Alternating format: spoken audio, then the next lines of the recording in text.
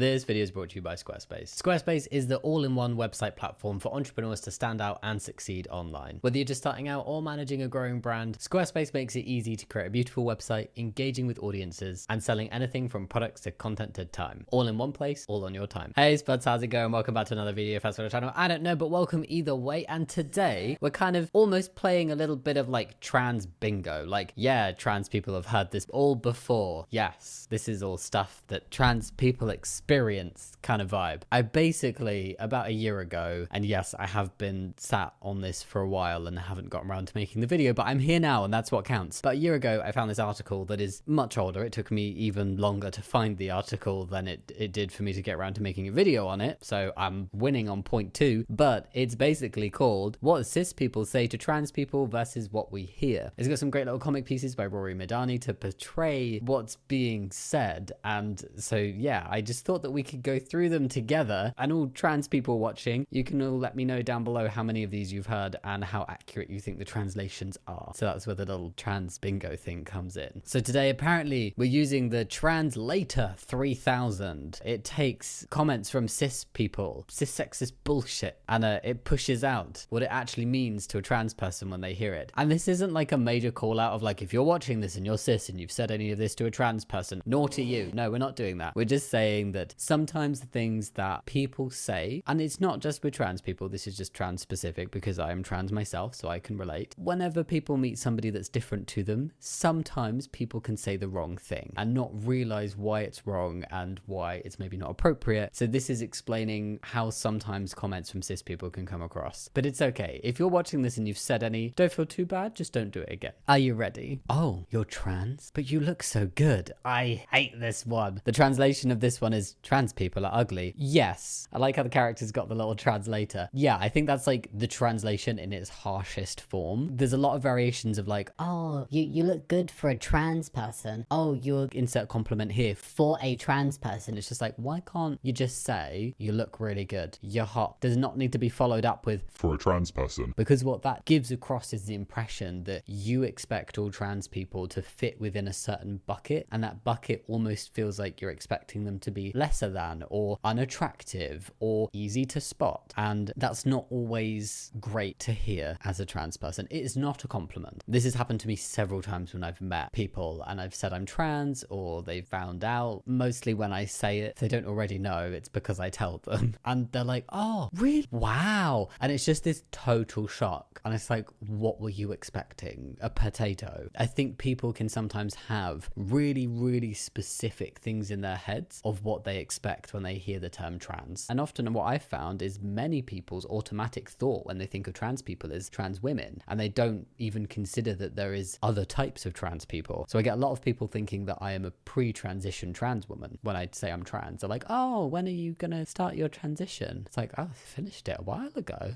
Keep like a little score, notebook, notes pages, whatever you want to do. I don't know. Just keep a score somewhere of how many of these you've heard as a trans person and let me know if you agree with the translations. That first one, yes, but harshest version of the translation, I think, or like one of the harshest. I've never met a trans person before. Let's put it through the translator. Beep, beep, beep, boop, boop, boop. I assume I can identify any trans person. Yes, yes, yes. Why do I keep saying yes? There's going to be variation in these. I think so far the first two have been like the more extreme versions, I think, of how these would translate and where people were actually coming from with them. I've never met a trans person before. I think it can translate as, I would assume that had I met a trans person, I would have known, or I think it can come across as an assumption that being trans is so uncommon, they do genuinely assume that it's just so unlikely they're going to come across a trans person. But yes, absolutely, it can mean that cis people are like, oh my god, I thought I would always be able to tell. Does that mean that I could have met trans people before and not known? The shock.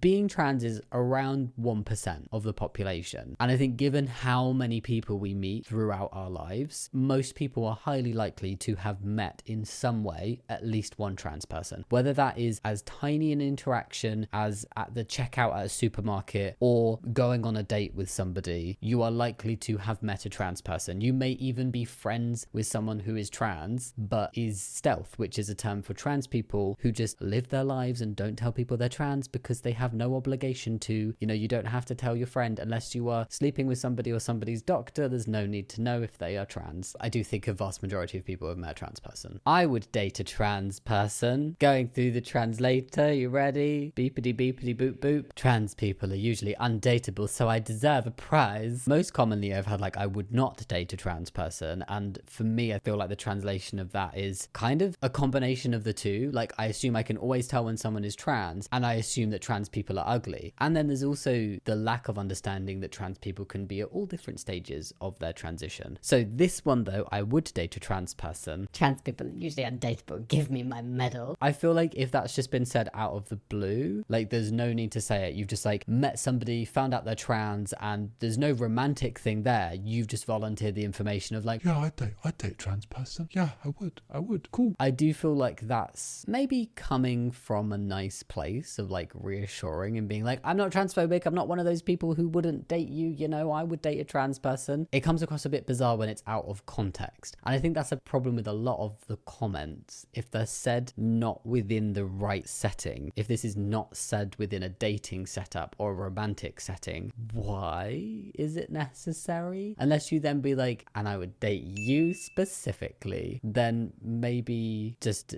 don't. Yeah. You look just like a real woman. Through the translator, what does it actually mean? Karen has said trans women aren't really women. Sometimes. I think this is the translation. I again think this is quite a harsh one. I think specifically now with like transphobia and like particularly TERFs like in the UK becoming much more emboldened in sharing their viewpoints, a lot of them who have the opinion of trans women aren't really women will just come out and say it. They would not give something that they view in their mind as a compliment of, you look just like a real woman. I often feel like giving people the benefit of the doubt in these situations, which I like to do. If it seems like somebody's just said this out of misunderstanding and ignorance and not hate, then I would love to open up that conversation and allow that like breathing space to make some mistakes and learn correct language in a safe environment. But that doesn't mean that every trans person is gonna want to do that. So don't expect every trans person you meet to be like a little library teacher of all things transness, you know? Saying something like you look just like a real woman to me is more likened to I've never met a trans person, because it's like, oh, I thought I'd always be able to tell, but you've shocked me. It's that really clumsy language where it's not necessarily coming from a point of transphobia and bigotry, although it can come across that way because of the word real. It can often be coming from a place of I assumed I'd be able to tell, or I assumed that a trans woman would never look like a cis woman. They just don't know the term for cis woman, so in their head they replace it with real verbally as well. Other variations are like biological woman, but yeah, the term real, I feel like that is what makes it toe the line and be really questionable as to, is this just somebody who doesn't understand the right language to use but is coming from a good place, or is this somebody transphobic who's trying to like cover it up a bit and like, you know, put a flower on top of the shit? It can be either or, and absolutely there are times when it does mean that person is saying I don't view trans women as women, and it can happen the other way. I have had comments of like, you look like a real guy, and sometimes I've replied and it's turned out to be the, oh, I'm really sorry, I did not view how the use of the word real could be offensive. I get it now, that's not what I mean, they meant to say cis. And then I have had other ones that's like, no, they meant real. Yeah. They meant it in the bad way. On that note, I don't know if you're aware, but it's December, Spuds. Yes, I'm dating this video. It is December 2024. We are wrapping up 2024. Has it been a good year? I hope so. And that means that we will be saying hello to 2025 very soon. Maybe even by the time you're watching this video. Maybe it might be after 2025 when you're watching this video. I don't know. But 2024 has been a very busy year for me in many different ways, including the fact that I have started and failed at 11 very real, genuine new businesses throughout this year. And I wanted to take a moment to reflect back on all of those businesses of past 2024. And thanks Squarespace for sponsoring the videos throughout the year and making this happen. So excuse the deja brew for a moment whilst we take a look back on what I've been up to. I've been a cheese carver. I've run a traveling cat circus. I have created pride themed jams. I've put the T in LGBT, the drinking kind, and I've been making your LG bucket hat dreams come true. I've also styled the hair of guinea pigs. It's one of my favorites, called Grinny Pigs. Bedazzled snail shells. Actually, this one was my favorite, slime bright like a diamond. I've been a dentist to dinosaurs. I made a very interesting segue into Dodgem cars covered in in jam. That was an interesting choice, yes. I have dabbled in LGBT keeping. Can't forget the T. And finally, last month I gave a go at potato carving. I don't know why it took me all year, but we got there in the end. Please let me know what your favorite one was down below. I do honestly think just for the name and the puns and the weirdness, the snail bedazzling was mine, but I would love to know what yours was. I've had such a good time with this. And none of them would have been possible without Squarespace, which allowed each and every one of them to come to life. How good is that? I'm not done with the puns. You're not escaping them today. Squarespace is jam-packed full of totally amazing features. So you know whatever website you're going to make is going to be excellent. Still hard to say. One feature that came in particularly useful this year is Squarespace's new guided design system, Squarespace Blueprint. This lets you choose from professionally curated layout and styling options to build your unique online space. You'll be jumping for joy because your website will be tailored to your business or website idea and optimized for every device. Once you have your website and all your pages ready, you can make use of Squarespace's asset library to upload, organize, and access all of your content from one place. This means I can manage all of my files from one central hub and use them across the Squarespace platform. Now, I'm sure some of you are wondering, Jamie, is there not a finale for Squarespace of 2024? What new business are you doing? Well, instead of creating a new business that isn't real, yes, brace yourselves, the businesses have not been real.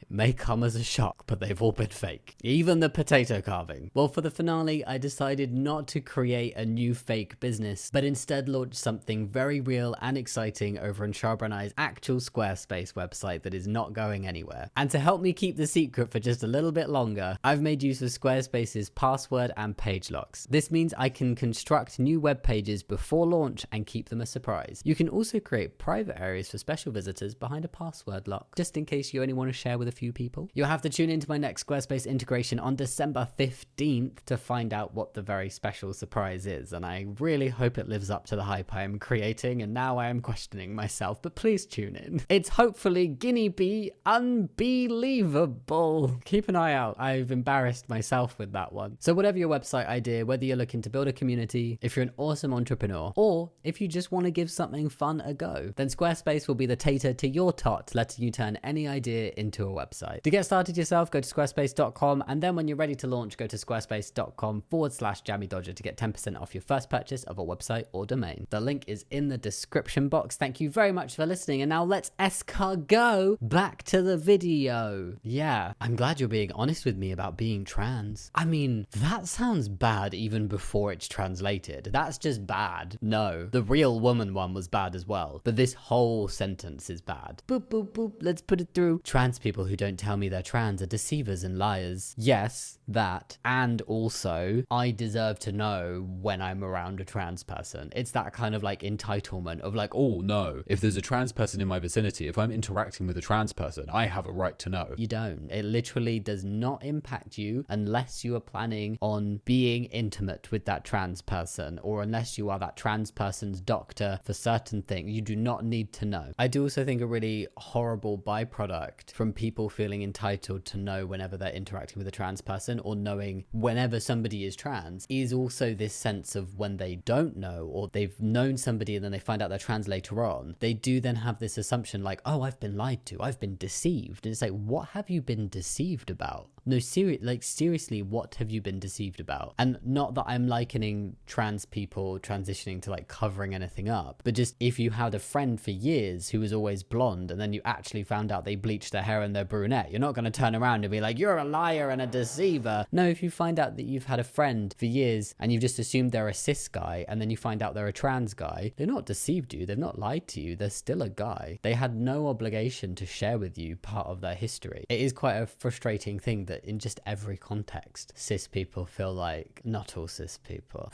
some cis people, typically transphobes, feel like they deserve to be aware if there is a trans person in the room, talking to them, whatever, in their life. And it's just like, no, Brian, you do not. I apologize to all lovely Brians out there. I love trans people. That's a lot of O's. We put it through the translator. I feel really awkward doing this bit. I don't know why I started it. Beep, beep, boop, boop, boop. I fetishize fetishize trans people. Yeah, I mean, to me, I cannot think of another reason why somebody would just be like, I love trans people. I mean, I don't go around going, I love cis people. It definitely comes across a little fetishy when people have those kind of sentiments. And the problem with that is like, unless there's mutual awareness and consent going on and everybody's comfortable with the situation, because obviously it's fine if trans people are aware that somebody's just there because they fetishize them and they are comfortable with that, that is their choice. But I think as a general rule, it's a bit uncomfortable because trans people, so often we're reduced down to bodies and body parts and just seen in that regard and spoken about as a collective, and have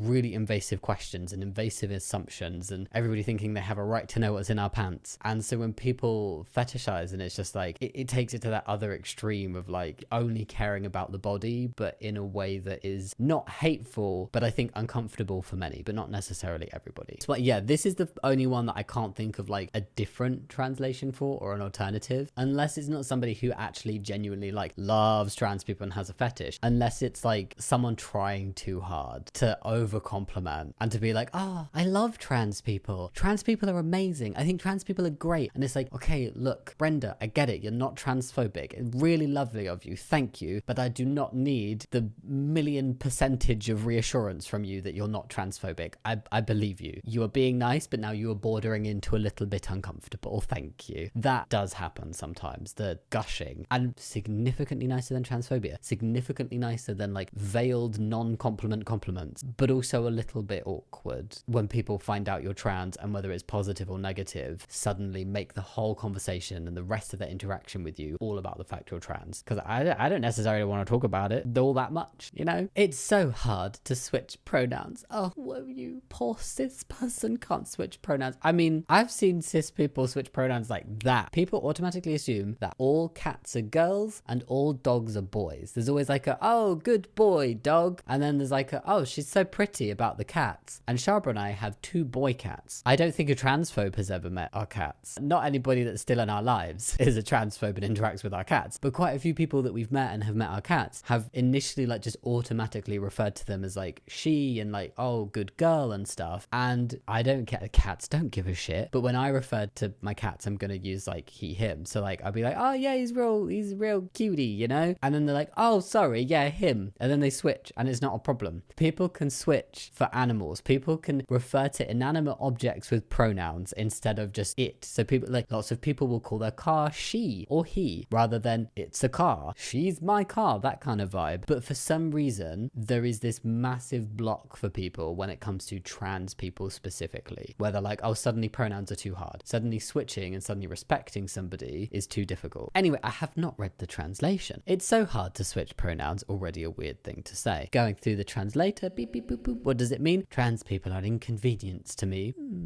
Do I agree with this one? I see it. It wouldn't have been my automatic reaction. It wouldn't be like what I'd have labeled this as. Yes, I do see it. I do see like it's so hard to switch pronouns, so that's me calling you an inconvenience to me specifically and not wanting to put an ounce of effort in. Yes. Often when I've seen it, it's where people are like trying to make it about them and they're like, oh, you're trans, but this is really hard on me. Like switching pronouns is so difficult. like, you know, Feel bad for me and look how much effort I have to put in for you. also that I do see the inconvenience thing. Yeah, it's like, oh, trans people cause me trouble. Like trans people are just a nuisance kind of vibe. It's like, this is too difficult. I will do it for your pet cat. I will not do it for you. I see the vibe. I think as well, it's often a gut reaction from people who haven't tried. I've had people in my life very accepting, struggled a bit with switching pronouns because it's a habit and we need to break a habit. And it can be a bit tricky to break a habit. And so I'm fine if people like make a mistake and it's like, sorry, I'm trying, I'll get there. Like moving on very swiftly, just correct yourself and like don't make a big deal out of it. But it's when the first reaction is, Oh, but it's going to be so hard to change pronouns. they try once and they're like, it's just too hard. And that's another thing that you get is people saying it's too hard, so therefore I'm not going to do it. So instead of making a minor adjustment in how you think about somebody and your automatic gendering of them and pronoun usage, which is breaking a habit, can take a minute to get very consistent with, but is not a kind of, in the grand scheme of things, a difficult thing to do, you would rather just not try and make somebody feel uncomfortable. And I think that's very disrespectful. That's what frustrates me most about people who are so like, The pronoun thing. Oh dear. apart from when it's coming from like this purely transphobic place. It's like the people who are really resistant and they don't want to like be bigoted, but they're like, just know it's hard for me too, okay? Or it's just people who are assholes and they're like, No, I will not.